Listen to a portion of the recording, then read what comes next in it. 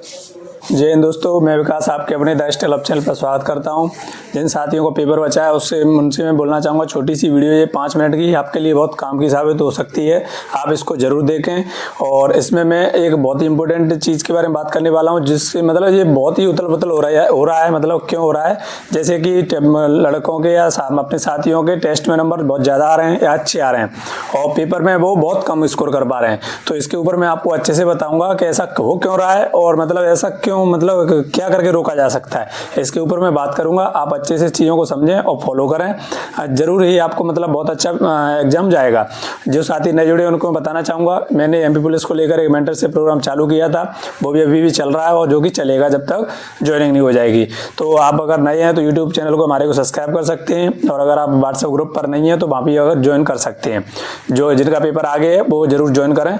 और बाकी हम अगले पेपर्स के लिए भी इसी तरह मेंटरशिप प्रोग्राम चालू करेंगे, तो वो हमारी प्लानिंग पूरी हो जाएगी उसके बाद चालू करेंगे ये। और बाकी जो साथी जिनका पेपर आगे है उनको मैं बताना चाहूँगा, आप ध्यान से समझें। ये बहुत ही मतलब एक तरीके से मान लो खतरनाक चीज़ है। कैसे कि अपन को विश्वास है कि अपने नंबर अच्छे आ रहे हैं, अपने नंबर आ रहे हैं यहाँ पर 80, 75 प्लस, 70 प्लस, और वहाँ पे आपके नंबर आ नहीं पा रहे हैं। तो ये मतलब इसलिए खतरनाक है, अपन जैसा विश्वास कर रहे हैं चीज़ों पर उस तरीके से रिजल्ट नहीं निकल रहा है, तो ये इसलिए खतरनाक है। अगर आपके नंबर यहाँ भी ना आए और वहाँ भी ना आए तो समझ में आता है, यहाँ आ रहे हैं और वहाँ भी आने चाहिए तो भी समझ में आता है। लेकिन ऐसा हो जाता है ना कि यहाँ आ रहे हैं लेकिन वहाँ ना आए, तो बहुत ही मतलब एक अत्यंत मतलब दुख वाली वो होती है कंडीशन। क्योंकि अपन को अगर पता हो कि ऐसा क्यों हो रहा है तो अपन उस पर काम कर सकते हैं और सुधार कर सकते हैं, जो कि जरूरी है। तो मैं मतलब बहुत सारे रिजल्ट मैंने देख लिए लगातार व्हाट्सएप ग्रुप में से आ रहे हैं लोगों के, और जनरली जो ग्रुप में जुड़े हैं वो एक दिन पहले बात करके जाते हैं वैसे भी, तो मैं उनको चीज़ें बता देता हूँ। और बाकी ग्रुप में हम इसी तरीके की चीज़ें लेके चल रहे हैं, उनको कम दिक्कतें आए। तो काफ़ी लोगों को बहुत फायदा हुआ है हमारे इस मेंटरशिप प्रोग्राम से भी, और हमने जो टारगेट सीरीज चलाए उससे भी। तो मतलब हमने सोचा नहीं था, उससे ज़्यादा फायदा हुआ है, तो हमको उस चीज़ को लेकर बहुत अच्छा लगता है। बाकी और भी लोग हैं जो कि मैसेज करते हैं, कमेंट करते हैं कि हमारे टेस्ट में इतने नंबर आ रहे थे और हमारे पेपर में इतने रह गए।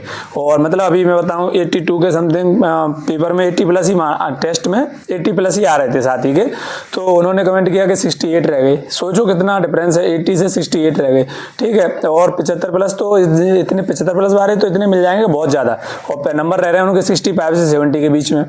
ऐसा हो क्यों रहा है, मतलब ये चीज़ें चल क्यों रही हैं, वो चीज़ें आप अच्छे से समझें।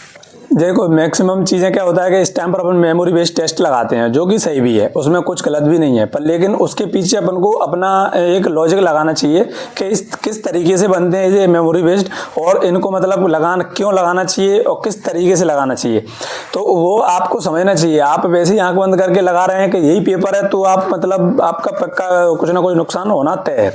इसलिए आप क्या कर सकते हैं, जैसे कि आप मेमोरी बेस्ड टेस्ट लगा, कोई भी स्टूडेंट है, मुझे मान लो अगर मैं एग्जाम देने गया और लौट के मैं एग्जाम दे के आया और मेरे पेपर में नंबर 75 या 80 कितने भी आ गए। अब मान के चलो मेरे से पूछा जाएगा कि कौन कौन से क्वेश्चंस आए, तो मैं कौन से क्वेश्चंस बताऊंगा? मैं वही क्वेश्चंस बताऊंगा जिनको मैं करके आया हूँ, जो मुझे आते थे, या ये मान लो जो क्वेश्चन सरल थे।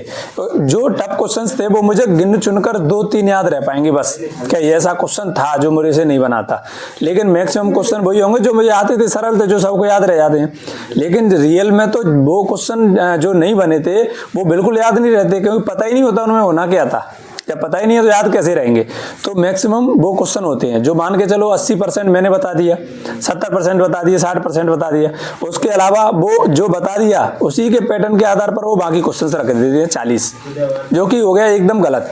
क्योंकि वो 20 से 25% क्वेश्चन जो कि जिसने नहीं बताए वो रियल में टफ थे, और वो मेमोरी बेस्ड में टफ नहीं डालते हैं, जो अपने बताए उसी के बेस पर चीज़ें वो रख देते हैं, जो कि एकदम ये चीज़ें हो गई गलत आपके लिए। क्योंकि आपको पेपर अलग तरीके से आ रहा है, मेमोरी बेस्ड आपको अलग तरीके से मिल गया। तो इस तरीके से मतलब जो भी साथी आता है पेपर देके वो मेमोरी बेस्ड मतलब जो याद रह गए उस पे बेस, तो ये क्वेश्चन सरल बता पाता है वो, इसलिए इस चीज का फर्क पड़ता है। मतलब बहुत ही सरल, आपको मेमोरी बेस्ड में आपके नंबर अच्छे आ रहे होंगे। मैं यही बताऊंगा कि मतलब इस चीज का नुकसान ना हो, क्या करना चाहिए। मेमोरी बेस्ड में आपके नंबर अच्छे आ रहे हैं, वहां नंबर बिल्कुल गिर रहे हैं, कोई इसमें कोई शक नहीं है। बहुत सारे साथियों गिरे हैं, कुछ ऐसे भी हैं जो संभाल ले रहे हैं, लेकिन उसके पीछे भी रीजन है, मैं आपको भी बताता हूँ।